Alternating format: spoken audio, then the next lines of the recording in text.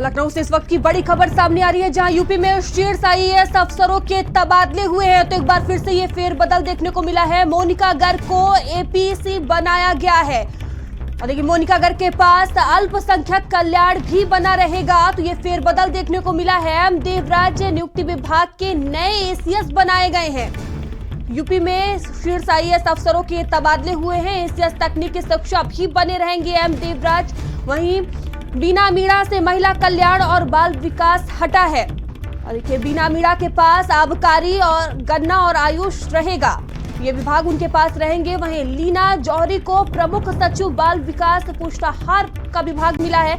महिला कल्याण की भी प्रमुख सचिव लीना जौहरी होंगी। रविंद्र कुमार को प्रमुख सचिव कृषि बनाया गया है। तो ये फेरबदल देखने को मिला है। रविंद्र नायक को प्रमुख सचिव पशुधन बनाया गया है।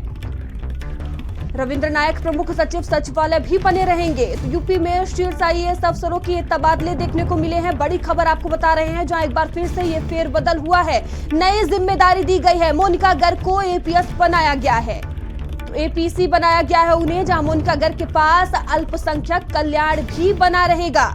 तो ये तबादले हुए हैं। वहीं एम देवराज नियुक्ति विभाग के नए एसीएस बनाए गए हैं। एसीएस तकनीकी शिक्षा भी बने रहेंगे एम देवराज।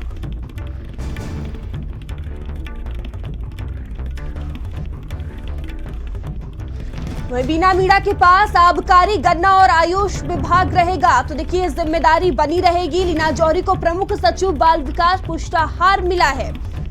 वहीं महिला कल्याण की भी जिम्मेदारी। और देखिए यूपी में शीर्ष आईएएस अफसरों के ये तबादले हुए हैं और स्टेट हेड वीरेंद्र सिंह जी हमसे जुड़ चुके हैं। वीरेंद्र जी, एक बार देखिए फिर से ये फेरबदल देखने को मिला है। यूपी में शीर्ष आईएएस अफसरों के तबादले हुए हैं, किन्हें क्या जिम्मेदारी दी गई है?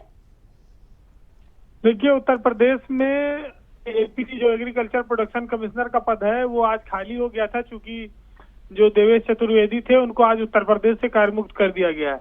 तो ऐसे में प्रमुख सचिव कृषि का, नियुक्ति का और एग्रीकल्चर प्रोडक्शन कमिश्नर के 3 पद खाली हुए थे, जिन पर सरकार ने आज मोनिका गर्ग को एपीसी का अतिरिक्त चार्ज दिया है।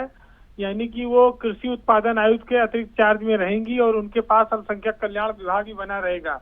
लेकिन सबसे महत्वपूर्ण पोस्टिंग इसमें एम देवराज की हुई है, जिनको 3 बड़े विभाग मिले हैं।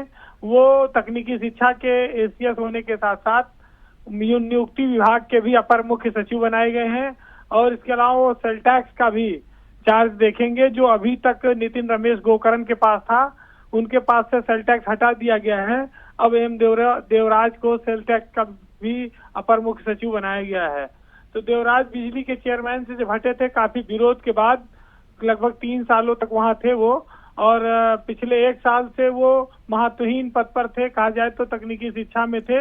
लेकिन वो फिर से मुख्य धारा में और बहुत मजबूती से वो वापस आए हैं और योगी सरकार ने उन पर बहुत ज्यादा भरोसा जताया है।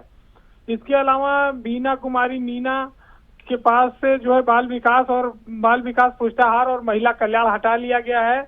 उनके पास आबकारी, गन्ना और आयुष विभाग बना रहेगा। अब बाल विकास पुष्टाहार और महिला कल्याण की जिम्मेदारी लीना जौहरी को दी गई है। वो नई प्रमुख सचिव होंगी अब महिला कल्याण और बाल विकास विभाग की और पुष्टाहार की। कृषि विभाग खाली था, वो रविंद्र कुमार को दिया गया, जो प्रमुख सचिव पशुधन थे। अब उनको प्रमुख सचिव कृषि और कृषि विपणन, यानी कि जिसमें मंडी आता है, वो दिया गया है।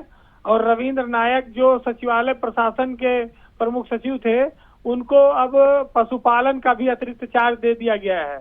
यानी कि इन अफसरों को एक विभाग बढ़ाए गए हैं। लेकिन सबसे महत्वपूर्ण तैनाती इसमें देखिए एम देवराज की हुई है और ये माना जा रहा है कि एम देवराज को सरकार ने काफी बहुत बड़े बड़े चार्ज दे दिए हैं। और एम देवराज नियुक्ति विभाग के लिए कहीं से वो उनका नाम नहीं था, अचानक से ये हुआ है। और ये बड़ा आश्चर्यजनक है कि नियुक्ति विभाग एक बड़ा संवेदनशील विभाग है।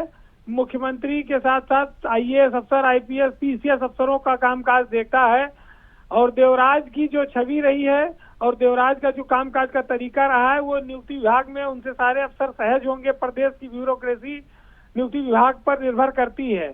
अब ये बहुत कठिन होगा कि देवराज के साथ ये विभाग कैसे चलेगा, ये आने वाले वक्त में तय होगा। और चेयरमैन बिजली विभाग के रहते जिस तरह से उनके मंत्रियों के साथ मतभेद रहे, बिजली के क्षेत्र में जिस तरह से बिजली खरीद से लेके और सप्लाई से लेके तमाम सारी परेशानियां रही, वो स्थितियां फिर न बने, ये जरूर महत्व रखेगा।